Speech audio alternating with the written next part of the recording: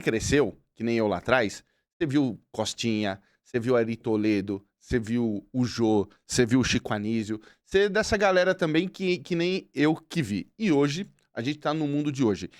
E eu tava falando com a Tabata que eu acho uma sacanagem, é que hoje a gente tem celular, internet, tudo que não tinha lá atrás, que você sabe. E hoje, tipo assim, eu acho que essa cultura woke que veio, né, que pegou, e aí, tipo assim, porque, por exemplo, a Tabata lá, essas coisas assim, a gente, não pode o comediante, que nem o caso do Léo Lins. Porra, pega um cara que tá fazendo o trabalho dele, como você tá lá fazendo, Aham. aí, tipo, filmam fora do contexto, porque eu falei pra ela assim, eu quero ter a opção, eu acho o seguinte, por exemplo, ó, vai ter o show do Marrom, lá no Teatro Renascença. O Marrom faz isso, o Marrom... Beleza. Quem pagou, quem gosta do Marrom, quem gosta do Léo Lins, vai pelos caras porque pagou. É um direito deles. A gente É. não vive num país democrático que... Mano, é meu direito. Eu posso ir, eu quero ir. Agora, tipo, o que eu acho sacanagem é, tipo assim, uma pessoa filma lá, que toda hora pedem pra não filmar, aí coloca na internet, aí uma pessoa que tá lá no ar-condicionado pega e fala assim, tipo, não gostei porque tá falando, vamos supor, vou dar um exemplo assim, tá falando de negro, tá zoando um gay, tá zoando não sei o que lá. Então, às vezes uma pessoa nem tem poder de fala. Mas tem uma caneta na mão, eu vou lá processar o Léo Lins, eu vou processar o Marrom, não sei o que lá, isso não pode no dia de hoje. Porra, mano, tiraram do contexto, você tá vendo na sua casa, cara, você não tava no show, você não gosta do Marrom, você não gosta, você já sabe como é as coisas que ele fala. Porra, sabe, eu não acho certo, cara. Não é certo, realmente. É uma espécie de censura, né? É, eu creio que quem tá no palco fala o que quer. Pode falar tudo, toda e qualquer besteira, e quem vai boicotar ele é o público indo ou não ao teatro. O exemplo do Léo Lins é maravilhoso porque ele não foi boicotado pelo público, né? Não, ao contrário, ele lota. A sociedade quer que ele pare, mas ele quer continuar falando as coisas que ele anda dizendo. Coisas que me chocam muito, inclusive. Eu dou muita risada com ele.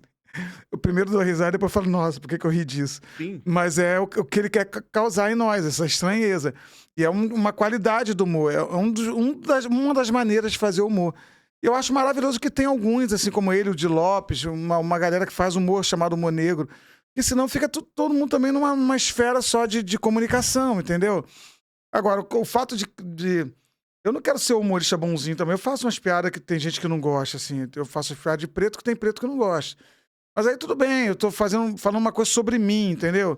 E aí também é o mesmo caso, ele vai se ele quiser. Tem um monte de preto que não gosta de ir no meu show, porque fala, o cara é o novo capitão do mato, o cara persegue os pretos. Só que ele não entender que é só piada, que piada também educa às vezes, que através da minha piada. Tem muita gente que reflete sobre o que eu falei e fala, pô, eu também já falei isso, então será que eu tô sendo preconceituoso? Causa uma reflexão, um impacto na sociedade. Mas eu já apaguei piada da internet por causa de uma pessoa, que eu falei, cara, essa pessoa não vai gostar. Mas Entendeu? era amigo? Não. Era uma piada com o goleiro Bruno que envolvia Elisa Samúdio. Eu falei, pô, imagina a mãe dela ouvindo essa piada. Entendi. Porque era sobre o Bruno, mas ao mesmo tempo, eu faço piada sobre eu tenho uma piada com o Bruno. Mas era mais sobre a Elisa do que sobre o Bruno. Entendi. Aí eu falei, cara, se uma mãe vê e tal, eu me senti mal, apaguei. Eu sou bonzinho? Não, é a maneira como eu vejo a vida. Não sou bom nem ruim, eu não quero esse título. Marrom é o bonzinho. Não, é a maneira como eu vejo a vida.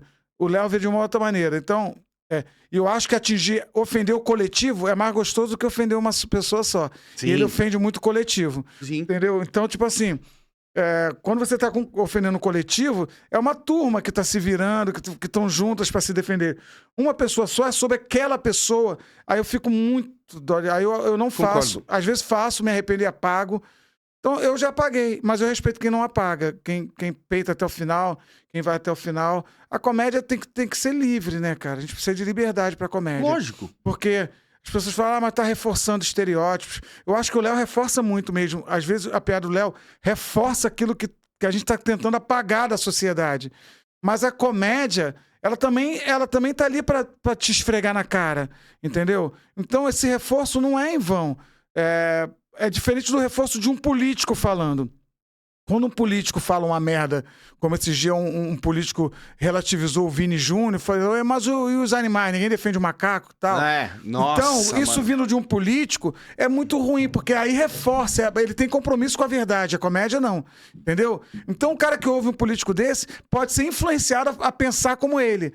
Agora, eu nunca vi ninguém no show de comédia e ouvir qualquer piada sobre, sei lá, bolacha ou biscoito, e ele virar ideológico por causa disso. Não, olha, não fala mais que é biscoito, porque eu aprendi no show de comédia que é bolacha. Não. Sabe? Assim, eu aprendi que você pode falar dos cadeirantes, então o cadeirante, vá pra merda e empurrar um cadeirante na frente de um carro. Sim. Eu nunca vi um cara desse saindo do comédia. Mas quando o discurso tem compromisso com a verdade, com um discurso homofóbico, um discurso de racismo, aí sim, isso está reforçando e implantando na cabeça de uma geração que está vindo aí, ou de gente que não tem um pensamento tão, sabe, não tem a capacidade de formar uma opinião a partir de algo mais saudável, vai na opinião de um cara desse e passa a pensar como um cara desse. Entendeu? Como esse deputado aí falou, e ninguém vai defender o macaco, não sei o quê. Você tá reforçando estereótipos, você tá sendo escroto. Lógico. Então, assim, você tá sendo racista. E você está normatizando um caso de racismo que aconteceu com o nosso... Hoje é o nosso ídolo do futebol. É o cara que vai ocupar o lugar do Neymar, né? Já está ocupando o lugar do Neymar. No coração dos brasileiros, eu digo assim, sabe? Uhum. Então, porra, aí é escroto. Agora, o comediante dizer... Ele só tá dizendo, cara. Quem tá rindo é você. Não, e cara, antigamente, a gente vê lá como é que era o Jô, os Trapalhões, o Chico Anísio, cara. Sempre vou botar esses caras como referência.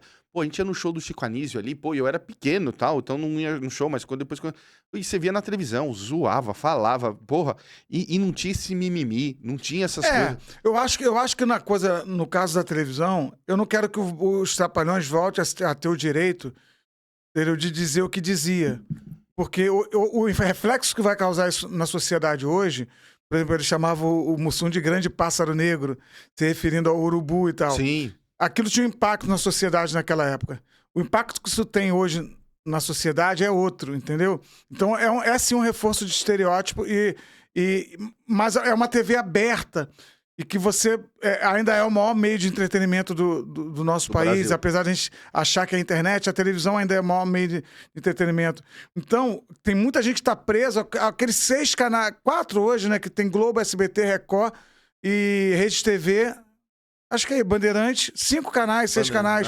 Então, você está restrito àquilo. E o ato de zapear, hoje, com o advento do controle remoto, deixa qualquer um perceber a programação de todos os canais.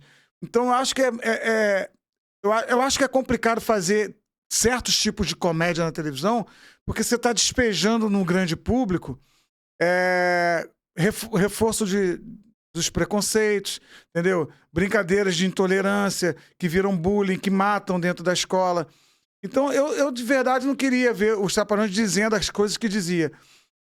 Mas eu quero que eles tenham liberdade de dizer. Eu quero que haja um espaço para essa pessoa dizer. Por isso que eu acho que esse espaço é o teatro, entendeu? Que vai quem quer. No teatro vai quem quer. Na internet também, né? Porque para você acessar o show do Léo Lins, você tem que ir lá, falar leolins.com, YouTube. Ou no YouTube, Léo Lins. Nem sei como é que faz. Sim, você vai Léo lá, Lins. Tá, e assiste. Você entende que é diferente de você estar na tua televisão zapeando? Por mais que você tenha assinatura, tem 1 milhão de canais, provavelmente você não vai passar por aquele que está passando. Mas uma Globo hoje, ela tem que ter responsabilidade sobre o que ela diz, sobre essa influência que ela causa, porque a piada, nem sempre, ela tem moral da história. Aí você fala assim, Marrom, pô, você tá dizendo que o Didi chamava o cara de urubu na televisão, e isso é muito ruim. É muito ruim, porque é um reforço de estereótipo. Mas e na novela, que o cara bate no escravo? Qual é a diferença? Não é muito pior bater no escravo? Não é feio também bater no negro? É feio, mas a diferença é que na novela tem a moral da história. Entendeu? É uma história. É um ensinamento de uma certa de uma coisa que aconteceu, histórico. Você está retratando... Uma história. Está retratando uma história, que não pode se apagar. Sim. Essa história não pode se apagar. Então, quanto mais ela for contada, é bom pra gente. Ela não está reforçando o estereótipo. Ela está contando uma história do nosso passado e tem a moral da história. Qual é a moral da história de um homem que foi ruim com escravo? Geralmente esse cara paga pelo que ele fez, né? Geralmente tem uma mocinha sofrendo, então quem tá em casa, poxa, isso que ele fez causou sofrimento a ela. O que ele fez, olha, agora ele tá pagando. Por quê? Porque a moral da história... 90% das novelas brasileiras, por exemplo, a moral da história traz um vilão se dando mal, ou morrendo de uma maneira muito cruel, ou a sociedade rindo dela, ela na cadeia. Tem uma novela que ficou marcada que o Reginaldo Faria dá uma banana, porque foi um dos poucos vilões que se deu bem. Acho que é Vale Tudo. Vale acho, Tudo. não é? Porque foi um dos poucos vilões que se deu bem, entendeu? Sim. Porque geralmente o vilão se dá mal. Por quê? Pra mostrar que aquilo não se faz. Então faz pra mostrar que não se faz. Tem todo um contexto, tem uma interpretação, tem uma dramaturgia em volta. A piada, por si só, entendeu? Ela não tem a moral da história. Eu posso contar uma piada aqui sei lá, de cadeirante, por exemplo, que o cadeirante se fode no final, todo mundo vai rir e tá rindo de um cadeirante se fudendo no final. Isso é muito complicado, a não ser que seja num teatro com toda a liberdade do mundo de quem pagou e tá indo lá para ver isso. Num canal aberto, eu questiono, assim. Mas eu acho que esse é um debate que a sociedade precisa ter. Porque simplesmente fica um falando que tá certo por apoiar o Léo Lins, outro falando que tá certo por não apoiar. Ou, na verdade, é uma discussão muito recente. A gente está discutindo 20 anos de stand-up no Brasil. As pessoas falam, já existia com Chico Anísio, com Jô Soares, mas era showman, eu amo show, era uma coisa assim, que nem stand-up levava o nome de stand-up. Tinha a mesma configuração, basicamente, com Zé Vasconcelos também, entendeu? Mas teve um hiato aí de não sei quantos anos que essa galera meio que parou de fazer. E a força do stand-up mesmo, vindo do americano, sem cenário, um microfone, uma cortina atrás... É um movimento que tem 20 anos. Por que não discutir mais esse assunto nas escolas, nas faculdades, montar fóruns de discussão, transmitir esses fóruns para que a minha opinião mude? Porque, por exemplo, o Porchat está sendo muito criticado por ter mudado de opinião. Eu ia te perguntar sobre isso. Como é que você viu isso? Eu acho maravilhoso uma pessoa que muda de opinião. Mesmo que eu não concorde com ele, eu não concordo com ele. Eu acho que ele estava na posição que eu estava mais a fim de curtir, que era a favor do Léo Lins, do direito dele dizer as coisas que ele diz. E ele foi para um outro eixo. Mas trocar de opinião não tem problema nenhum, gente. Eu não quero pensar daqui a 20 anos como eu penso hoje. Isso Mas não passou 20 anos, Marcelo? A gente está falando de evolução. Não, passou uma semana. Mas... Então, você não acha que a mudança do Porchat não foi uma pressão daqueles amigos dele da Bill for People? Que não achou legal quando ele deu a declaração? Cara, eu não sei se foi isso, não. Eu acho... semaninha, Marrom? Eu acho que ele pode trocar de opinião. Entendeu? Eu não vejo problema nenhum ele trocar de opinião. E ele paga as consequências pelo que ele disse antes, que era uma, e por ter trocado de opinião depois. Tudo gera consequência. Entendeu? O fato que, com essa imposição da verdade absoluta, a gente fica sambando. Porque pode ser que eu ouça um cara aqui amanhã falando, não, Marrom, sabe por que quase você tá errado?